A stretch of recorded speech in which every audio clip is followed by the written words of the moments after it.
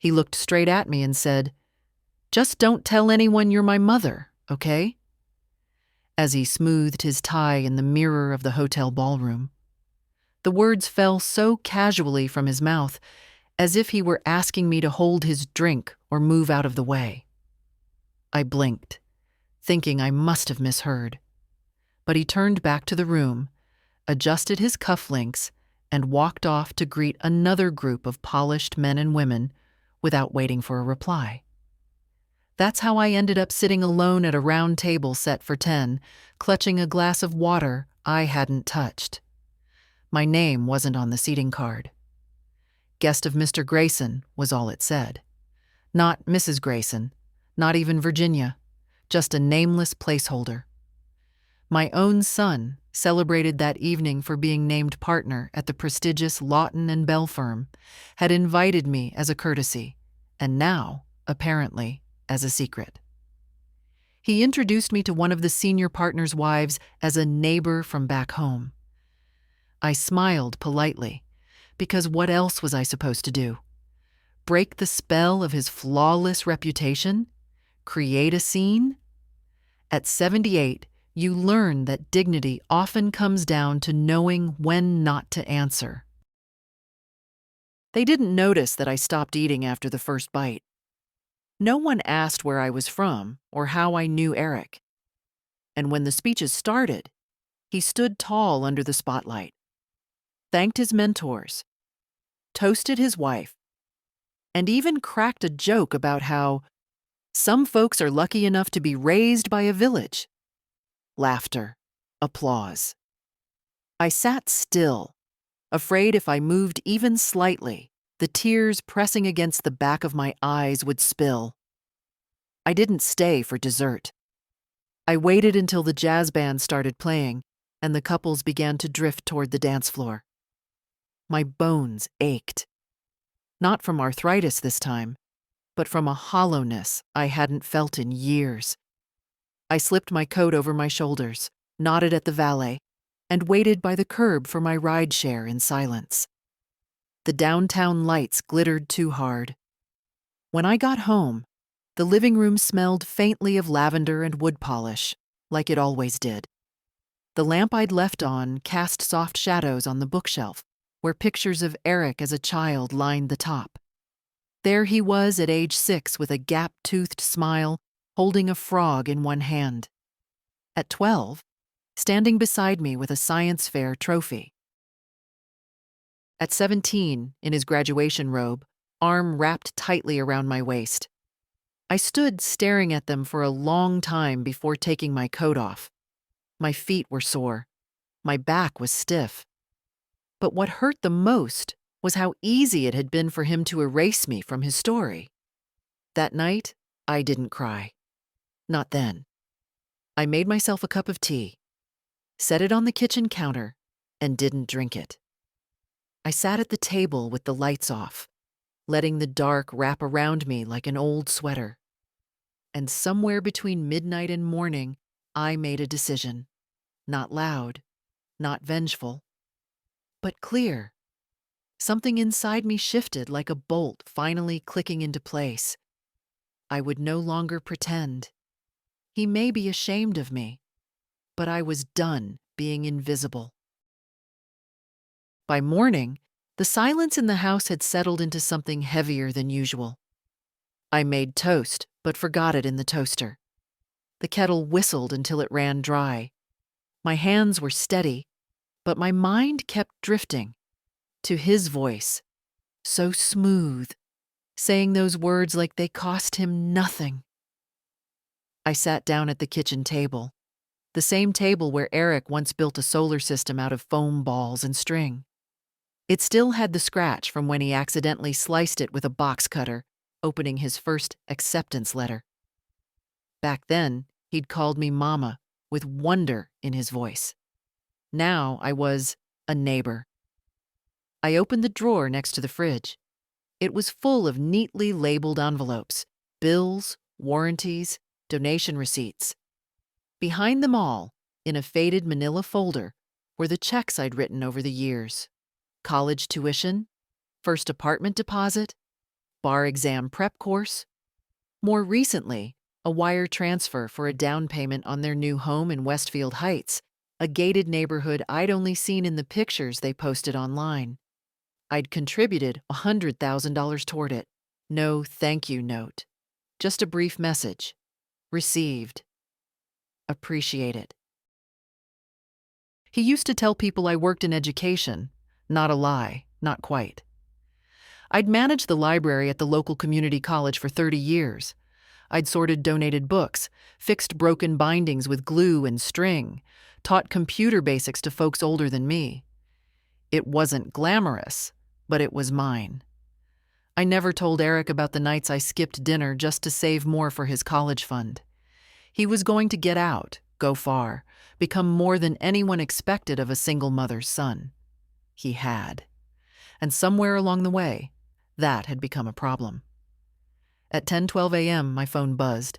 A message from him. Hey, hope you got home okay. Let's talk soon. I didn't mean for last night to be awkward. Awkward. I stared at that word until it blurred. Then I did something I hadn't done in years. I opened the Notepad app on my phone and began to list every regular payment I was making on Eric's behalf. Mortgage contribution, car insurance, quarterly property taxes, his wife's continuing education fund. I'd agreed to help when she told me tearfully she wanted to get her second degree before turning 40. The list took nearly half an hour to complete. I didn't cry. I didn't curse. I just sat there, reading it over, and felt a strange kind of peace begin to settle inside me. At noon, I called the bank. Good afternoon, this is Patricia at Longmere Credit Union. How can I help you? Hello, Patricia, I said, my voice calm. I'd like to review all automatic transfers and scheduled payments from my accounts and cancel them, every single one. There was a pause on the other end. All of them, ma'am? Yes, effective immediately. I could hear her typing. You currently have 12 active automatic payments, including— I know what they are, I interrupted gently. Please stop them. After she confirmed my identity and paused one more time to ask if I was sure, I told her I'd come in the next morning to sign the documents in person. As I hung up, I didn't feel regret. Just a quiet sense of having returned to myself. I walked to the bedroom, opened the closet, and took down a small wooden box from the top shelf. Inside was my will, last updated 10 years ago. It still named Eric as sole beneficiary. I set it on the table, then opened a new folder. On the cover, I wrote my granddaughter's name in block letters. Claire Henley, 16 years old. Brilliant. Kind. Still calls me Grandma Ginny. Still brings me wildflowers when she visits. Still holds my hand when we walk the garden path. It was time to make things right. Not loud, not out of spite, but because something sacred had finally broken, and I had no intention of pretending otherwise ever again. The next morning, I arrived at the bank 15 minutes before it opened. The sidewalks were still damp from last night's rain, and the air smelled like early fall, wet leaves and something fading. I wore my beige coat, the one with the frayed pocket seam, and carried a canvas bag that used to be Eric's, a remnant from college, when he still called me twice a week just to hear my voice. Patricia recognized me right away. Mrs. Gray, she said kindly, come on back. We went into a small office with frosted glass and a potted plant that looked half alive. She handed me a stack of printed documents and a pen with the bank's logo on it. You're sure about all of this? She asked again. I nodded. Let's begin. One by one, I signed off on each cancellation. Mortgage support, car loan assistance, educational fund, travel credit card payments, emergency health plan, all of them, 12 in total. I initialed, signed, dated. By the end, my hand ached, but not as much as my chest had the past 2 days. I'd also like to establish a trust, I said. Patricia's eyebrows rose slightly. A trust? Yes, I said. In the name of Claire Henley. My granddaughter. It's time she had something that's hers. Something that doesn't disappear when someone decides I've become inconvenient. Patricia didn't ask why. Maybe she'd seen enough over the years not to. She passed me another stack of paperwork and went to check with the legal department. While she was gone, I sat in the quiet and stared out the window. Downtown was waking up. People in suits hurried past, coffee cups in hand. The kind of people Eric belonged to now. He hadn't always, but he'd learned how to wear the uniform and shed everything that didn't match it, including me. When I got home, there were 4 missed calls from Eric. Then a text. Can we talk today? You seemed upset last night. I didn't mean to make you uncomfortable. I ignored it. Instead, I pulled out the cardboard box from under my bed, labeled legal. It had everything from Derek's death, my husband, gone 23 years now, to Claire's birth certificate, and somewhere near the bottom, the last copy of my will. I took it out and set it beside the documents from the bank. I stared at the old version for a long time. I remembered writing it with the best of intentions, wanting to give Eric everything I could, even after I was gone, wanting him to feel protected, supported. But all it had done was give him permission to treat me like an option. That afternoon, I called my attorney. I hadn't spoken to Marvin Feldman in over a decade, but he picked up on the second ring. Virginia Gray, he said with surprise. Well, well, you're still sharper than any woman I know. What can I do for you? I need to update my will, I said, and set up a protected trust for my granddaughter. I'll clear my schedule, he said without hesitation. You want to come in tomorrow? No, I said, glancing at the clock. Today. By the time I left Marvin's office, the sun had dropped low and the sky was streaked with pink. He walked me to the door, holding my elbow gently like Derek used to. I didn't cry, though my throat burned. You're doing the right thing, Virginia, Marvin said as he closed the door behind me. I knew I was, not because I wanted to punish Eric, but because I'd finally understood something I should have known long ago. Loyalty should never be paid for, not even with love. And if someone only loves you until they're embarrassed by you, they never loved you at all. That night, I left the porch light off on purpose. I didn't want visitors. I didn't want apologies. I didn't want the sound of tires on gravel that made my heart leap for nothing. I just wanted quiet. And for once, I had it. I sat in the living room in my soft slippers, tea untouched again. A documentary played on the television, something about mountain sheep I wasn't really watching. My thoughts kept circling the same place like water refusing to drain. Eric hadn't called again, not since the afternoon. Maybe he'd finally understood the silence for what it was. Not sulking, not manipulation, just distance, a boundary. I looked around the room, at the walls that still held our life in framed photos. Eric with his first baseball glove, me and Derek on our 20th anniversary. Claire at 5, with her 2 front teeth missing, hugging my knees in the backyard. I should have taken those down years ago, but then I'd always held out hope. I got up and crossed to the bookshelf, reached for the photo album marked 2005-2010. Inside were birthdays, school plays, Thanksgiving dinners where I did all the cooking and all the cleaning too. Eric's handwriting in the corner of one page. Thanks, Mom. Couldn't have done it without you. That was before, Before the wife who wrinkled her nose at my casserole. Before the new house and the new circles and the way he began to say mother in front of people like it was a job title he hadn't applied for. I pulled out an envelope tucked between the pages. It was the note Claire wrote me 2 summers ago, folded into a tiny triangle. Grandma Ginny, thank you for the cookies. I miss you already. Come visit me soon. Love, Claire.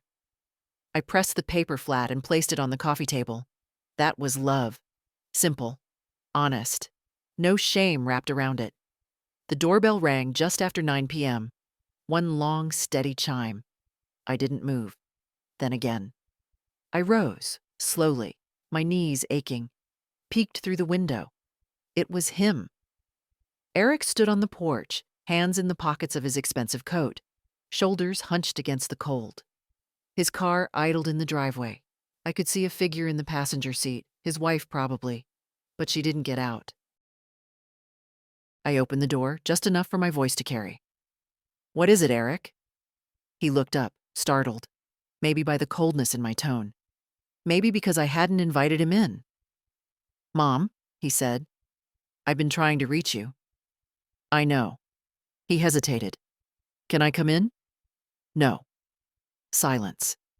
He looked past me, into the house, as if searching for some piece of familiarity he could still claim.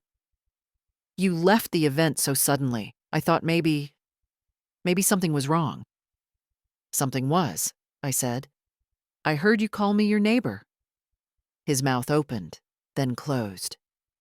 You told people not to mention I was your mother, Eric.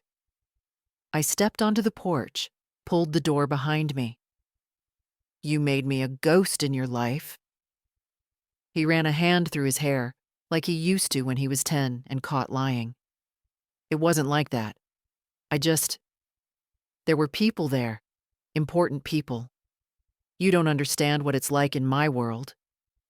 No, I said. I don't.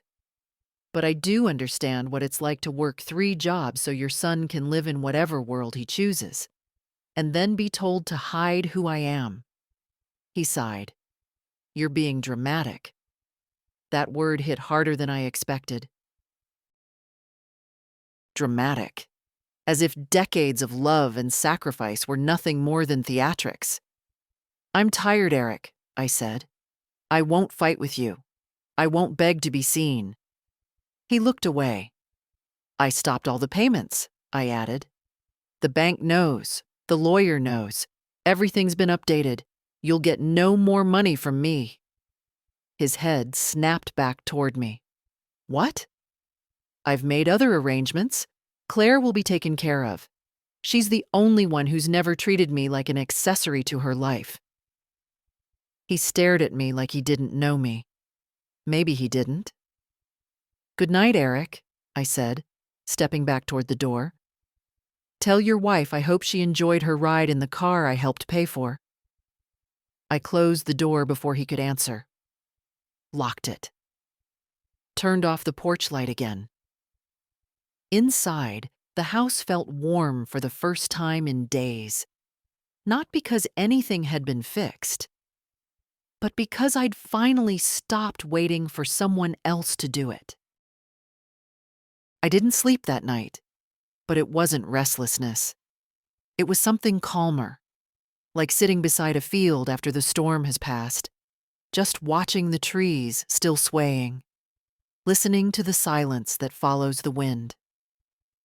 My hands were steady. My mind was clearer than it had been in years. By morning, I had made another decision. Claire needed to know. She deserved to know. Not just that I loved her, but that I wasn't going to keep playing the role of the silent grandmother while the adults around her rewrote the truth. I called her at noon, just after school hours. Grandma Ginny, she answered on the second ring. I was going to call you after rehearsal. We're doing our town, and I got cast as Emily. Her voice was sunshine, and I felt it in my chest. You always did have the voice for theater, I smiled. And the heart. I'm not sure what that means, she laughed. You will, I said, then paused. Claire, darling, I need to talk to you. Can you come by this weekend? Of course. Dad said he might drive me out Sunday if he's not busy. Don't wait for him, I said. I'll come get you. I want to see you. There was a pause. Did something happen? Yes, but not something you need to fix. She didn't ask more, and I loved her for that. On Saturday, I drove to her mother's house, an upscale condo on the edge of the city. Her mother, Marie, wasn't home, and neither was Eric. Claire met me at the curb, her bag already packed. She climbed into my car with that easy energy only youth can carry and buckled in without saying a word. We didn't talk much on the way back, but once we were inside and the tea was poured, I told her everything. Not with bitterness, not with drama, just the truth. She sat across from me on the old floral love seat, knees pulled up, her hands wrapped around the mug. I knew something was wrong, she whispered when I finished. I mean, I didn't know it was that bad, but Dad talks about you like you're, I don't know, like you're embarrassing. I nodded. I'm not embarrassed of you, she said quietly. Never have been. My throat tightened, but I didn't let the tears come. I know, sweetheart. That's why I reached over to the envelope on the table. This is for you. She looked down. What is it? Paperwork, I said. A trust fund. You don't need to understand all the details now, but one day you will. It's yours, not to spend today, but for your future. College. A home. A life you build with integrity. Her eyes widened. Grandma, that's too much. No, I said firmly. Too much is pretending to be invisible so someone else can look important. This? I tapped the envelope. This is just right. She was quiet for a long time. Then she got up and came around to my side of the table, sat beside me, and leaned her head on my shoulder. I don't know what to say, she whispered. You don't have to say anything. But what about Dad? She asked, not looking up. I let out a slow breath. He made his choices. I'm making mine. I stroked her hair, soft and thick like it had been when she was a child who used to sit in my lap and ask for stories. The same child who still remembered how I took my tea. Who never flinched when I forgot something or moved slower than the rest. I don't know how long we sat like that. But when she finally left the next afternoon, I felt something in my chest loosen. Not grief, not guilt. Something else. Something like relief. I hadn't lost a family. I'd just stopped pretending I still had one. Monday came quietly. No calls, no knocks, no disturbances. It had been 2 days since Eric stood on my porch, and the silence was telling. I wondered if he was sulking or strategizing, perhaps waiting for his wife to tell him what to do next. She always had a say in how far I could step into their lives, and how quickly I was pushed back out. I spent the morning in the garden, pruning roses that had long gone wild. Derek used to do that. Kneel in the dirt with those old leather gloves and talk to the plants like they were old friends. I never had the patience for it before, but now the rhythm of it helped. Cut back what no longer served. Give space for new growth. At noon, the mail arrived. Mostly catalogs and coupons, but tucked between a bank statement and a dental flyer was a formal white envelope. No return address. I opened it slowly, heart already sensing its contents. Inside was a letter, short, cold. Virginia, I'm deeply disappointed in how you've handled things. You've embarrassed Eric in front of his colleagues, and now Claire is caught up in whatever grudge you're carrying. This trust fund you've started behind our backs is not appropriate. If you want to be a part of our lives, there need to be boundaries and mutual respect. That includes financial decisions involving our daughter. I hope you'll reconsider your actions before causing more harm. Marie. I read it twice. Not one word about love, or understanding, or even curiosity about what brought me to that point. Just control, entitlement. That same icy tone she always used when smiling in public. I folded the letter neatly and placed it in the drawer beneath the phone. I wouldn't respond. Not with a letter. Instead, I picked up the phone and dialed Marvin's office. Feldman and Crow, how may I help you? Tell Mr. Feldman I'd like to move forward with the irrevocable clause, I said. And I want a provision included. Claire's trust cannot be accessed, influenced, or rescinded by anyone but her, not even her parents. Yes, ma'am, the assistant said without hesitation. We'll finalize the documents this week. I hung up. Outside, the wind had picked up. The chimes on the porch clattered softly, like a warning or a benediction. I couldn't tell which. Later that evening, I got a text from Claire. Mom's upset. She found out. I told her I'm not giving it back. I'm not sorry. I just wanted you to know. I sat with that message for a long time, the weight of it both heavy and beautiful.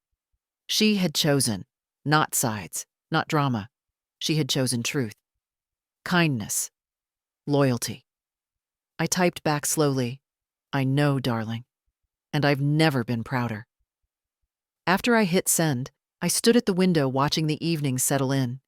Somewhere, Eric and Marie were probably pacing their kitchen, angry that their control was slipping, planning their next step. Let them. My steps were already taken. I was no longer the woman who waited by the phone or begged for a seat at the table. I was the woman who built the table in the first place. Claire arrived the next weekend with a tote bag slung over her shoulder and a look I'd never seen on her before. Worried, yes, but steadier somehow, like a girl who'd finally seen her parents' flaws not through scandal, but clarity. We sat at the kitchen table again. She pulled her sleeves over her hands and leaned forward. Mom says you're turning me against her, she began carefully. She said this is all about revenge. I let the words settle. Then I reached for the pot of tea and poured us both a cup. Is that what you think? I asked softly. No, she said immediately. But she's angry. Really angry. She says I'm too young to understand what's appropriate. I nodded. And maybe you are. But you're old enough to know what respect looks like. Claire looked down at her mug. I told her I want to spend more time with you. She said fine, then do it without expecting them to foot the bill for your life. I laughed quietly, not because it was funny, but because of the irony. I've been footing their bills for 20 years, I said. They just never expected the math to change. Claire didn't smile. She also said if I keep siding with you, they'll pull my college fund. I set my mug down gently. Then it's good I set one up for you that they can't touch. She looked at me sharply.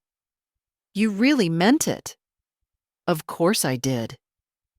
Her eyes filled, not with tears, but with something older than sadness. A kind of grief I recognized. The grief of realizing your parents weren't who you hoped they'd be. I don't want to lose them, she said. I know, but I don't want to pretend either. I reached across the table and placed my hand over hers. Then don't. Pretending is a disease. It starts small, and before you know it, you don't even recognize your own life anymore. Claire nodded slowly, pressing her fingers into mine. We spent the rest of the afternoon in the garden. I showed her how to deadhead roses and how to tell if a cucumber vine was going to bear fruit. She took notes in her phone, asked questions. We laughed at the stubborn squirrel who kept stealing from the bird feeder. She made fun of my wide-brimmed hat. I called her a city girl. For a few hours, the rest of the world didn't matter. Not Eric, not Marie. Not the empty seats at holiday dinners or the way birthdays had turned into group texts. Just her and me. Soil under our nails. Air full of bees and jasmine. As the sun started to set, Claire sat down on the porch steps. "Grandma," she said, "I don't know how this ends." I sat beside her. "Neither do I admitted. "But I know how it continues. You keep living with your eyes open. You keep loving without apology. And you never, ever let anyone tell you that blood means loyalty. Loyalty is a choice. Every time." She nodded again. Slower this time. I didn't need her to promise anything, just to hear it. We sat there as the sky went from blue to gold to black. Two women from different generations bound by the same quiet truth. Family is only real when it acts like it. He came again. Wednesday evening, no warning, no message ahead of time. I heard the car before I saw it. The hum of that low, expensive engine he'd bragged about once at Thanksgiving, back when I was still being invited to Thanksgiving. This time, he didn't knock right away. He stood on the porch, pacing. Like a man rehearsing a speech or an apology or both. I didn't move from the armchair where I sat knitting. A scarf for Claire, blue and soft, the same color as her school uniform. Eventually, the knock came. 2 short raps. Hesitant. I opened the door but didn't invite him in. "Eric." "Mom," he exhaled, relieved and tight. "We need to talk." "I'm listening." "Can we go inside?" "No." He looked down at the porch boards, then up at the sky, as if the night might offer him sympathy. "I didn't mean for things to get out of hand," he said. "Marie's upset. Claire's angry. Everyone's saying things they don't mean." "I haven't said anything I don't mean," I replied. He took a step forward. "Mom, please, can we just start over? This whole trust thing, you blindsided us." "It wasn't yours to expect," I said. "And you're not being blindsided. You're just seeing me clearly for the first time in years." "I'm your son," he said. "Doesn't that count for anything?" I looked at him. Really looked. And what I saw wasn't the boy who used to make me paper cards on Mother's Day. It wasn't even the young man in a second-hand suit on his first day of law school, hugging me too tightly in the parking lot. It was someone else. Someone who had grown comfortable treating me as a footnote, an accessory, a resource. "It counts for a great deal," I said finally, "which is why it took me so long to see the truth." He rubbed the back of his neck. "You raised me better than this, Mom." "I thought so," I said. "But it turns out I only raised you. I didn't teach you how to keep me." His jaw tightened. "Claire's confused," he added, shifting tactics. "You've put her in the middle of something that isn't fair." "She's not in the middle," I said calmly. "She's just stepping out of the fog, like I did." He shook his head, frustrated. "You can't cut us off like this. We're your family." "And yet," I said, "you introduced me as your neighbor." He looked away. "That wasn't fair." "No," I interrupted. "It was honest. It showed me exactly where I stood. And for once, I chose to believe you." The silence stretched between us. "Is there anything I can do?" he asked, softer now. "To fix this?" "You can stop asking to be forgiven for what you haven't yet acknowledged." He nodded slowly, understanding and not liking it. "Well," he said finally, "I guess I'll go." I didn't stop him. He turned, walked down the porch steps, and paused at the bottom. "I loved Dad, you know," he said without looking back. even if I don't say it right. I didn't answer. I watched him drive away instead. Back inside, the tea was still warm. I picked up my knitting again. One stitch, then another. The letter arrived on Friday. Certified mail, legal stationery, the kind you don't confuse with junk. I sat at the kitchen table with my glasses on, fingers running slowly along the envelope's edge before I opened it. The logo in the corner was from a firm I didn't recognize. Clean, expensive. Inside, a single-page letter. Mrs. Virginia Gray. We are writing on behalf of our clients, Eric and Marie Gray, with concerns regarding recent actions taken that have potential legal and custodial implications.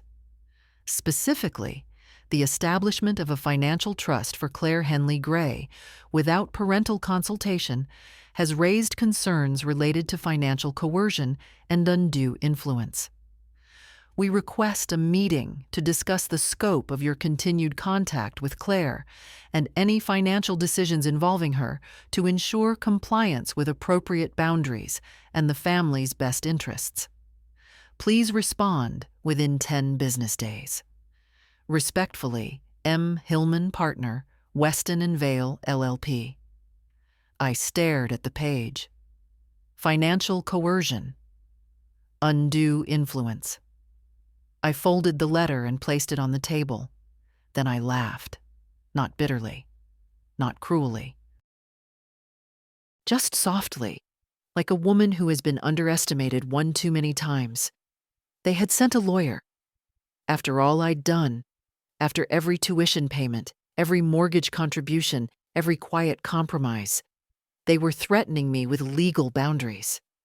Drawing lines around a child they had ignored for years while she curled up beside me and asked if I believed she was good enough.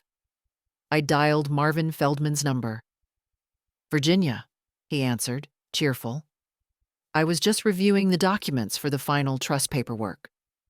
"Good," I said, "because I just got a letter from Eric's lawyers." His tone shifted. "Go on." I read it to him word for word. He didn't interrupt. When I finished, there was silence. Then, "Well, that's laughable. Not just offensive, legally absurd." "I'd like to respond," I said. "Not with a letter, not with threats, with action." "What do you have in mind?" "I want to add a clause to the trust," I said. "Claire is entitled to the full amount when she turns 21, unless she becomes a legal dependent of her parents again.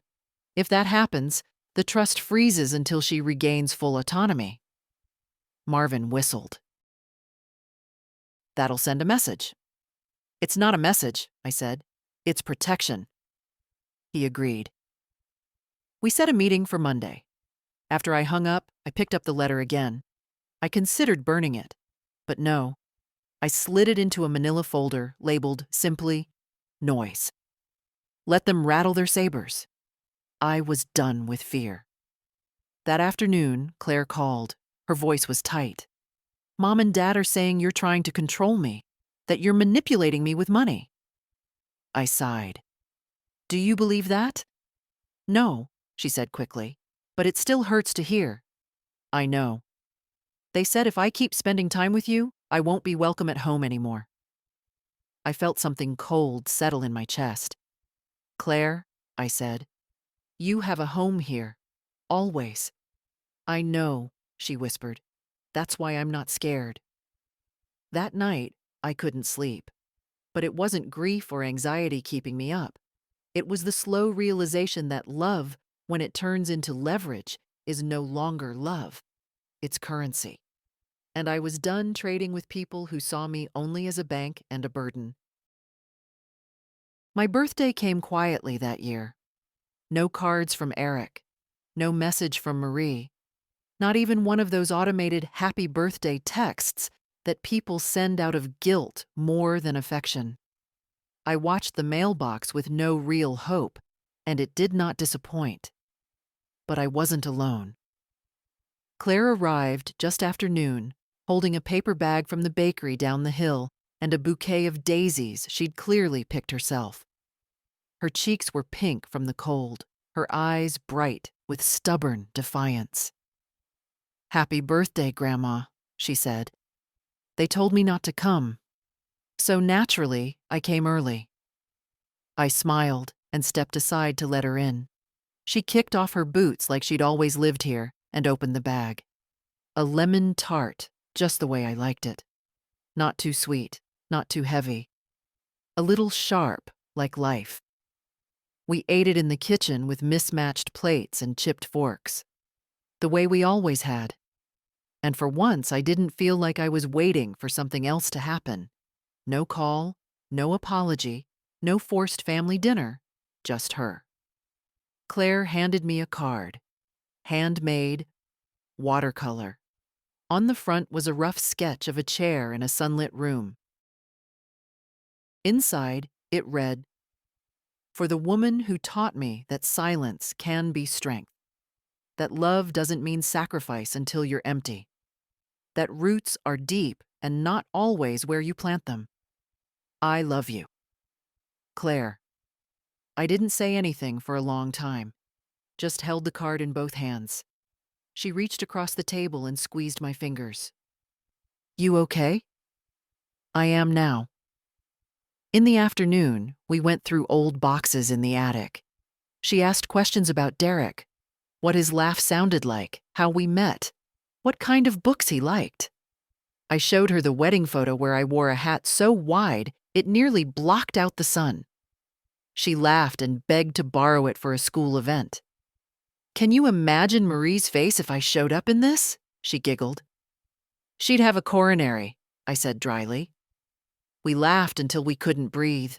Laughed like women who'd found the soft places in life again. That night, after she went to sleep in the guest room, I sat alone in the living room. The house was still, but not empty. The photo of Derek looked different in the lamplight, like he was listening in. "They didn't even call," I whispered. "Your son. Your daughter-in-law." I expected to feel sorrow again, that old bitter ache in the ribs. But what I felt was lighter. Not joy, but release. Claire had left her sketchbook on the armchair. I flipped through it. Portraits, flowers, a half-finished drawing of my backyard garden. On the last page, a pencil sketch of me. Sitting in my chair, reading. The title scrawled in the margin, "The Root of It All." I closed the book gently and placed it on the side table. My birthday had only one guest, and it was the best one I'd had in years. The kitchen smelled like cinnamon and nutmeg.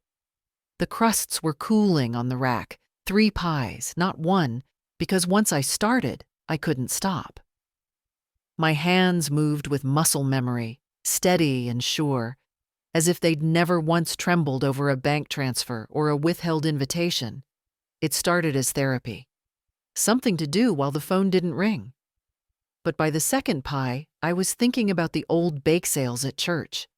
About the way Mrs. Langston used to sneak a nip of bourbon into her pecan pie and win every time.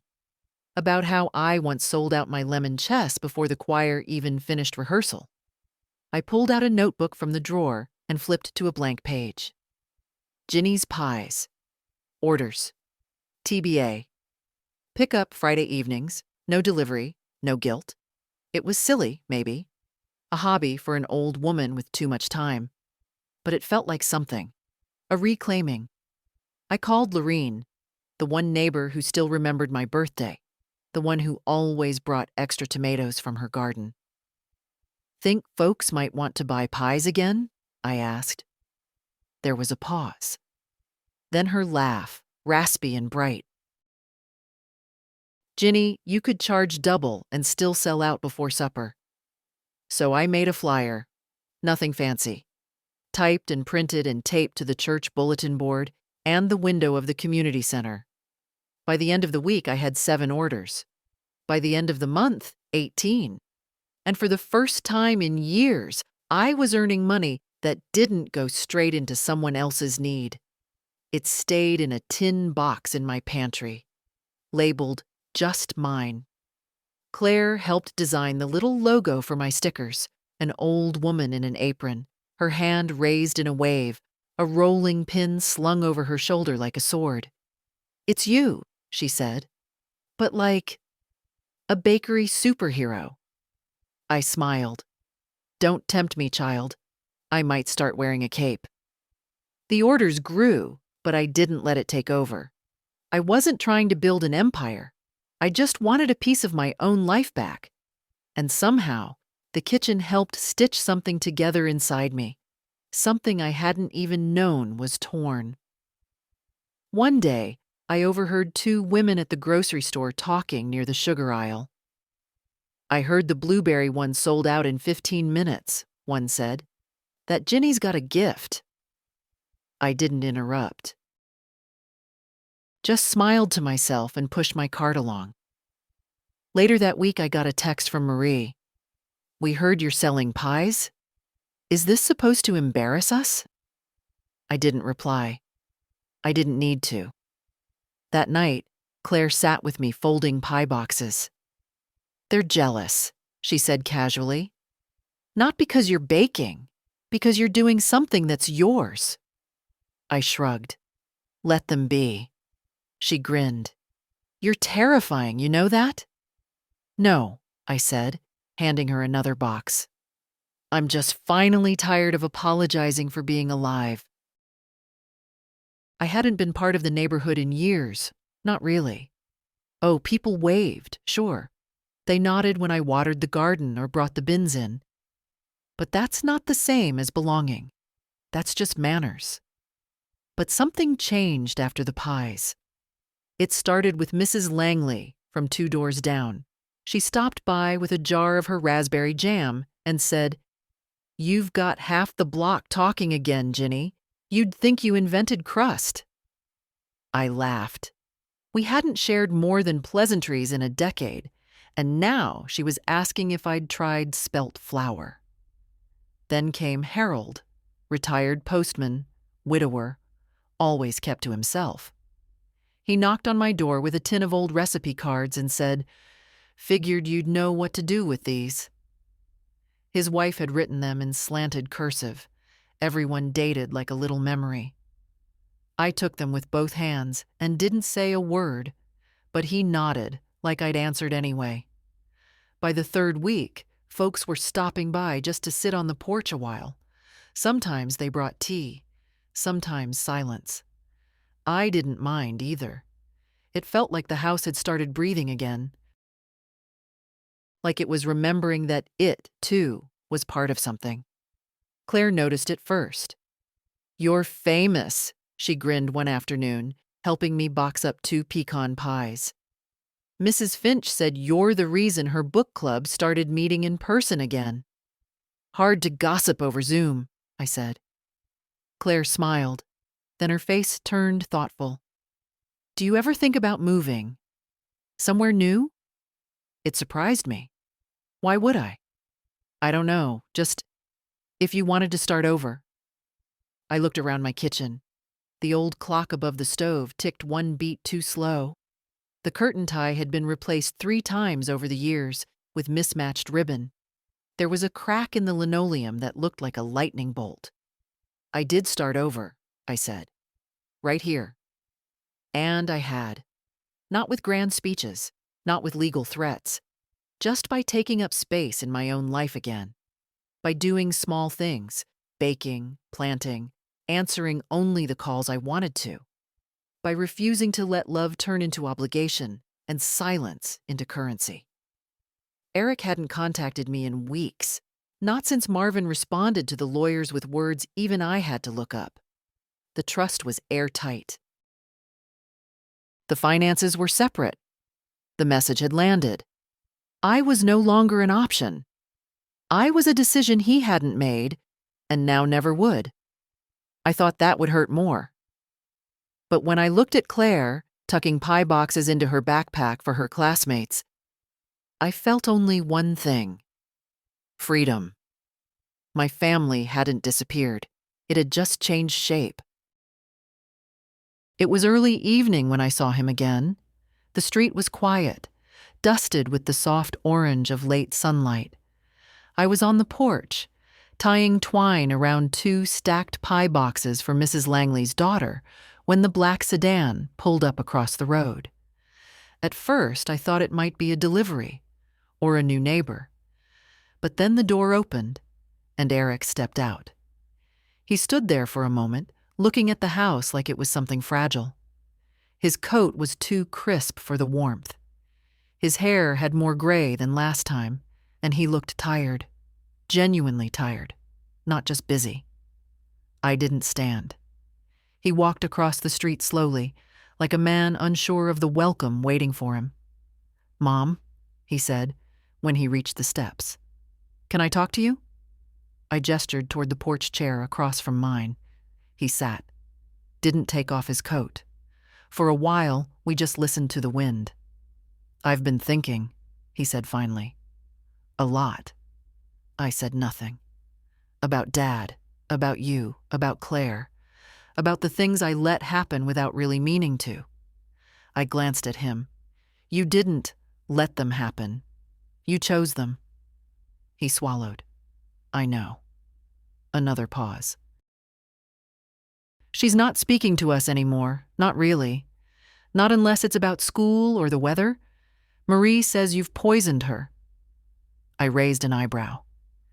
"And what do you say?" "I say, maybe you just told her the truth we never did." I looked at him then. Not the suit, not the lines in his forehead, just him, my boy. The man I raised with peanut butter sandwiches and late-night flashcards, who once cried because he lost his lucky pencil before a test. "I didn't try to turn her against you," I said. "I just stopped pretending." He nodded, looked down at his hands. "You always made things easier," he said quietly, "even when they shouldn't have been, and I let that turn into expectation, into habit, into something ugly. That's true. I don't know how to undo it." I sighed. Some things don't get undone. They just get faced. "I miss you. You miss the version of me that never asked for anything." He winced. I didn't apologize for the sting. "I'm not that woman anymore," I said. "She's tired. She's done being used." He looked at me, really looked. "I don't know how to fix this," he repeated. "I'm not asking you to," I said.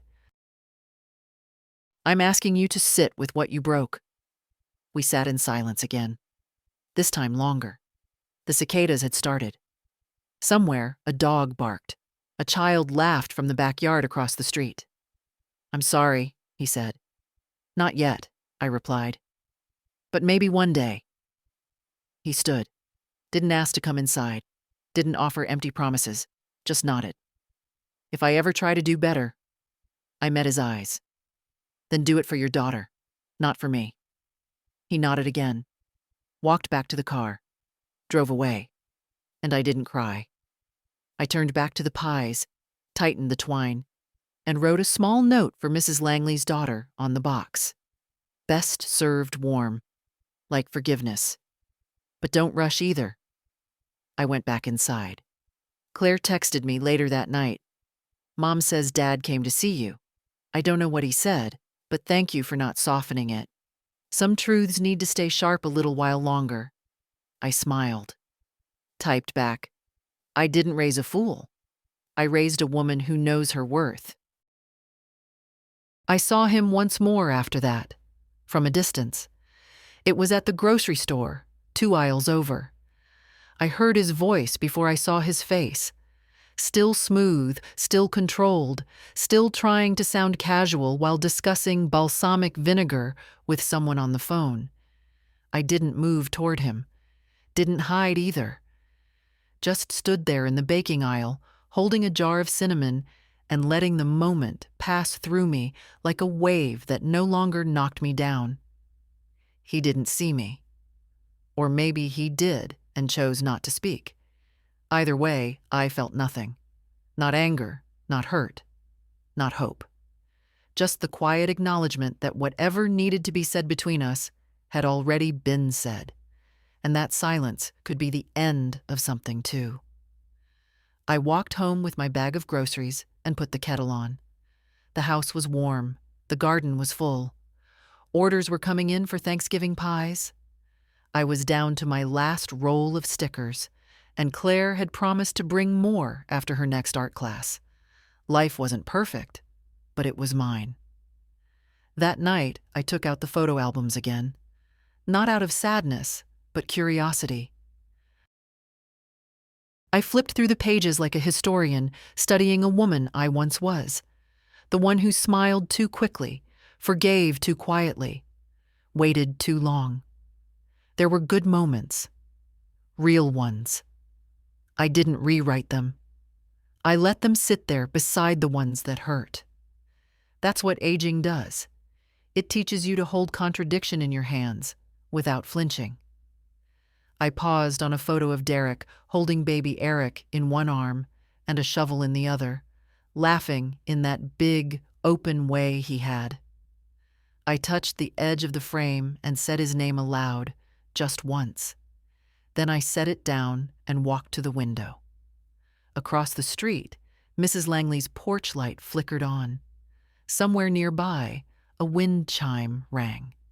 I could smell wood smoke from someone's chimney, the promise of autumn pressing deeper into the evenings now. My phone buzzed. It was Claire. I finished the sticker redesign. Want a sneak peek? I replied.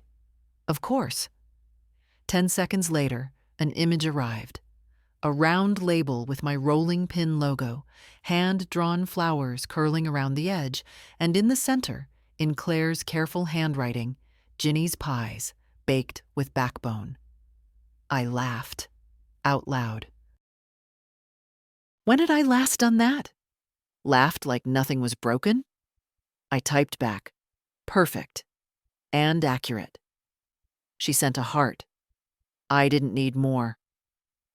Upstairs, the guest room was ready. Her room now, really. She spent weekends here when she could, holidays when she wasn't needed for show. We'd started planning a trip for spring, just the two of us. She wanted to see where I'd grown up. I wasn't sure what was left there, but maybe that wasn't the point. Maybe what matters is who you bring with you and who you don't. I was sitting by the window, a blanket over my lap, tea cooling beside me, when it struck me. How quiet peace really is. Not the kind they sell in books or sermons. Not the kind that comes with fanfare or final acts. Just the slow, steady return of your own breath. The feeling of your name settling back into your body after years of being spoken only as a favor, or not at all. There were things I'd lost. Of course. No life reaches this far without grief dragging a few chairs up to the table. Derek gone too soon. Friends who stopped calling. A son who chose the performance of family over its work. But I had not disappeared. No, I'd stayed. Through the silences, through the erasures, through the years of being needed but never seen. I'd stayed. And then, when I was finally ready, I stepped back into the frame of my own life and said, enough. And it was. I took back the parts of me that I'd handed over like favors. My time, my money, my willingness to be forgotten. I found my name again in flour and crust, in a quiet girl's laughter, in the soft scribble of my granddaughter's drawings. In late-night porch visits from neighbors who'd once mistaken me for invisible. I didn't fix Eric. He wasn't mine to fix anymore. But I gave Claire the tools to choose a different story. One where love wasn't currency. One where silence wasn't survival. One where a woman could stand in her own kitchen and say, "This is mine," without needing permission. The trust is hers now. The home, too, eventually. But more than that, she carries something I didn't even know I was passing down. The refusal to shrink. And that matters more than any inheritance. Yesterday, She asked me if I had any regrets. I told her the truth. Yes, I said, but not the ones you'd think. I regret the years I let someone else's shame become my burden. I regret the way I smiled through things that should have been named. I regret waiting so long to learn that love without respect is just performance. But I don't regret the end, because I wrote it myself. So if you're reading this, if you've ever been seated at the edge of your own life, too polite to pull your chair forward, too loyal to speak the truth, let me say what I wish someone had told me sooner. You do not owe your silence to anyone who benefits from it. You do not need to be small so someone else can feel big. And love, real love, has nothing to do with erasing yourself. So go ahead. Say the thing. Pull your name back into your chest like a vow. Cut the pie, light the candle, send the money elsewhere, write the new will, build the quiet life with hands that don't shake anymore. And if it makes someone uncomfortable, let it. They'll survive. You already have. If this story moved you, share it, speak it, leave a comment. Let someone else know they're not the only one who finally said, enough.